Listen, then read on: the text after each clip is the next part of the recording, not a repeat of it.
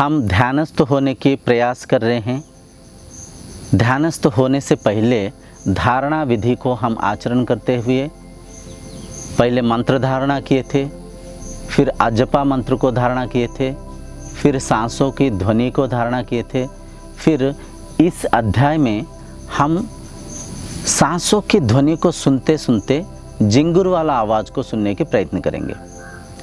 तो इस धारणा में, इस साधना में भी आप सहज रूप से बैठे हैं, मन को शांत कर रखे हैं।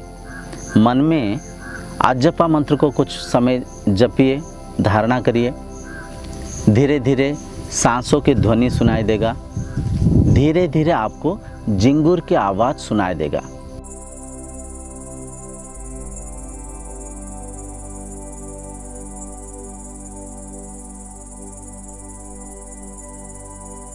कुछ पल में ही ये कितना समय लगेगा आपके साधना के ऊपर निर्भर है, आपके निष्ठा के ऊपर निर्भर है, आपके मन के स्थिति के ऊपर निर्भर है कितना समय में जिंगुर की आवाज़ सुनाई देगा।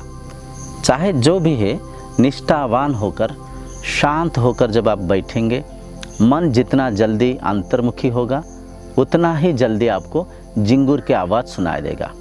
जब जिंगुर की आवाज़ सुनाई देगा, शांत होके एकाग्र चित्त से उस आवाज़ को धारणा करने की साधना करिए।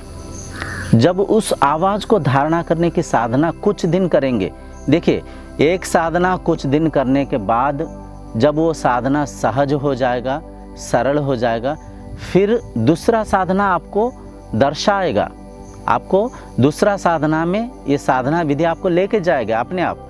तो कुछ दिन निष्ठावान होकर धारणा करिए, बाद में वो समय घटित होगा दूसरा साधना में जाने के लिए।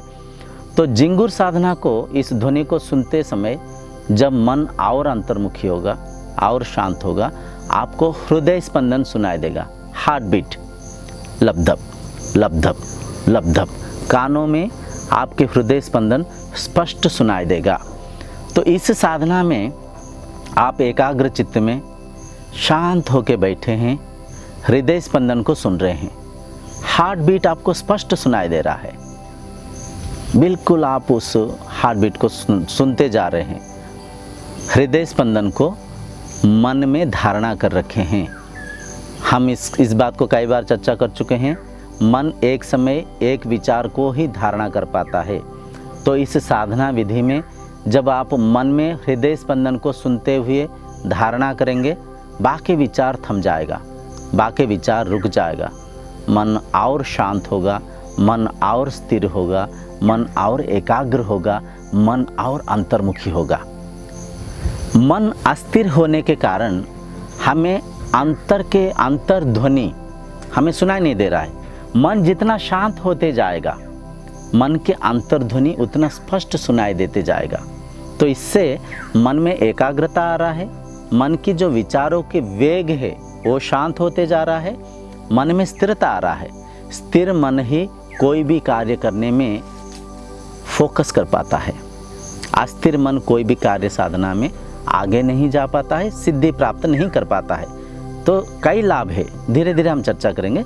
तो इस वीडियो में बस इतना आप समझिए, हृदय स्पंदन को धारणा करिए, हृदय स्पंदन को मन की अनुभव के माध्यम से धारणा करते हुए सुनिए। एकाग्र चित्त में बैठ के उस हृदय स्पंदन को कुछ दिन सुनने के बाद उसके बाद की साधना संभव होगा, घटित होगा अपने आप। मन में कुछ पक्षियों की आवाज़ सुनाई देगा। इसके बारे में हम अगले वीडियो में समझेंगे।